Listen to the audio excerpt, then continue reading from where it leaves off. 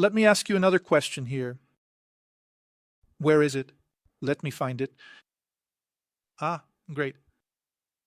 Since you did extensive research, you also went through the entire historical part of the effects. I believe this question might be relevant. How do you see the future of guitar effects? What kind of innovations or trends do you think will emerge in the coming years? And then you can give your feedback on this, both as a researcher and as a musician, if you also focus on guitarist. Yes, I think the trend is the constant evolution driven by technology, which allows for new dark combinations of effects, which we end up naming as new effects. Or it allows us to bring into the guitar universe things that weren't there before. From the guitar universe, like synthesis effects, which have several that in recent years have become more used in the guitar universe, like PLL, like Wavefolder. So I think technology will allow for that. Cool. Now, I hope to be very surprised in the future. We always want to be surprised. Exactly that, having access to a tool that is revolutionary. It's amazing, isn't it? For sure, but it's rare, this synth part you're talking about too. For example, we mentioned there, I saw in the book, the B9 by Electro Hammond, and it has the C9. There are several organ simulators and the like there. And I remember that I think the first time I heard it, I might be mistaken. But the first time I heard it like that, I said, wow, this is cool, different. It was a song by John Mayer from the album Continuum. I just can't remember the name right now. But it's him playing guitar. You can tell by the articulation that it's a guitar playing, it's not an organ or anything like that. But he uses a pedal that brings this sensation of this type of sound, this vibe. Do you think it would be something more along those lines of innovation? In this case, we're talking about the part of simulating other instruments in a way like organ simulators or electric pianos. But I'm talking more about the synth. While it allows you to create the sound starting from scratch and creating, not necessarily simulating, for example. One of the effects I've really been enjoying are the granular effects that come from granular synthesis applied to effects. This was something that started maybe in 2011, 2012 with Red Panda. Maniola, interesting. And then these are sounds that didn't exist before. So the exploration of synthesis effects allows, I think it's the path that perhaps allows for more innovation. And with technology becoming more accessible, this part of synthesis as well, the processing capacity is expanding.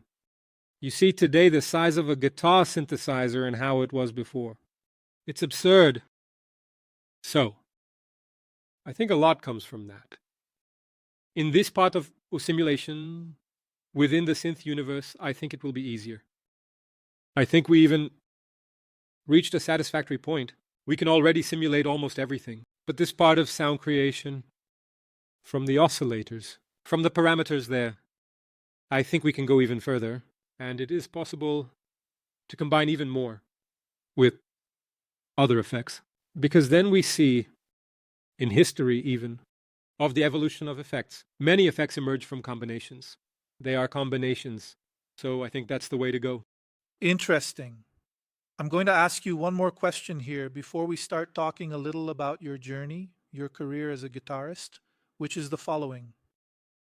I had noted here in the podcast you participated in with Betao, he made a comment about the issue of pedal copies, Chinese companies, and so on. And what did you think about that? Everything. And we even commented here off the record that it has much more to do with the market aspect of people's purchasing power than actually causing an impact within the music industry. As you even mentioned, there's no classic album recorded with a Chinese pedal. Yeah. No. That. Not that it can't happen. And that it isn't great. But I'm saying, yeah, the fact is, at least among the artists I research in the musical universe I study, they are not references. Suddenly, well, I imagine that many Chinese bands, Chinese artists, certainly have recorded amazing things, but it's not the universe I research. In our universe, it hasn't reached that level of influence yet. I understand. More of an influence from consumption itself. But in our universe, then I thought about rephrasing the question. I even commented, what was the impact that it had on the market that we had when Japan joined the game? Because you have Boss, which is a Japanese company. We have other very relevant Japanese companies. But I think that in this part of pedals, Boss was very big. When Japan entered for the American companies, it was like a tailspin. Oh, okay. Wow. The impact was big. It was because it closed. MXR closed. Electro-harmonics ended up in Russia after being inactive for a while, and no one could compete with them. No one could compete with them. Because their cost was very low to produce. Maestro closed a lot of big companies, right? They came in with low costs and incredible quality. And with innovative designs, which is something I haven't seen yet in relation to the products coming from China. Boss started by launching the CA1, which was the pedal that dominated the musical aesthetic throughout the 80s. The chorus, Ibanez and Mac came with the Tube Screamer. The CA1 is that big gray one, right? Yes. It's the first ensemble. It's this one here. This is even mine. I'll show it to the folks. I'll show it to you on my camera. You should be able to see it, but this here is the CA1. So let me think about it for a moment. Ibanez and Maxon came with the Tube Screamer, which was also a pedal that made its mark in music history, right? And among many other things, various other products that these companies brought, which were also revolutionary. These are some examples. So good. Today, in AO, Japan had a very strong influence. And this wasn't just from 76 onwards. You take Japan in 6-7, bringing the Univibe. In fact, the precursor to the Univibe, the psychedelic machine that Fumio Mieda created and launched there. It was a standalone unit that launched.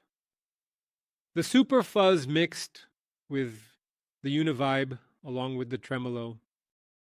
So, there. The guy already launched 2 bombs in the market, which influenced a lot of people.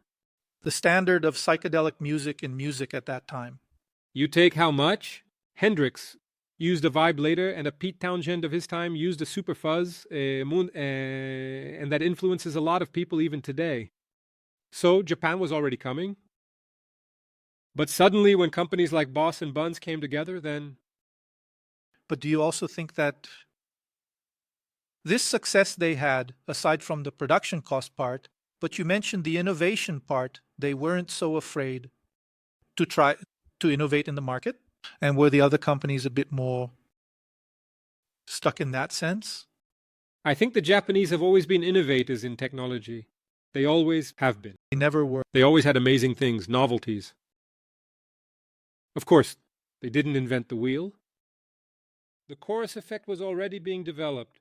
As I told you, the Beatles used the tape version of the chorus in '66, which came from the ADT.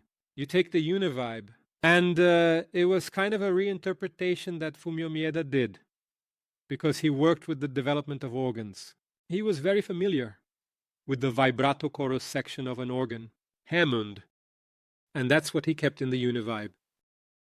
In fact, he even has that story where he says that the idea when he created the Univibe, some people recount the story like this, that his idea when he created the Univibe was to capture those transmission sounds from Radio Moscow, which existed in Japan and had... It's in everything. There's a whole folkloric aspect behind it. It makes sense, but only to a certain extent. Point, because that wasn't for the Univibe, that was for the psychedelic machine, which indeed, by mixing the vibe sound, which has that oscillation like in the fade sound with the fuzz, it gets closer to the transmission because it was very noisy. The fuzz comes in kind of to give, in his attempt to reproduce that sound, a musical effect and the fans. It comes in kind of like the static sound of a TV off the air, that off-air TV sound you hear. In the transmission, I listened to the broadcast from the Radio Moscow era to check. And then there's that. So her thing with China is the combination of these two things. Now, the Univibe actually is. It's practically derived from the modulation session of the Hammond. How cool. And the Superfans wasn't created by the same guy, right?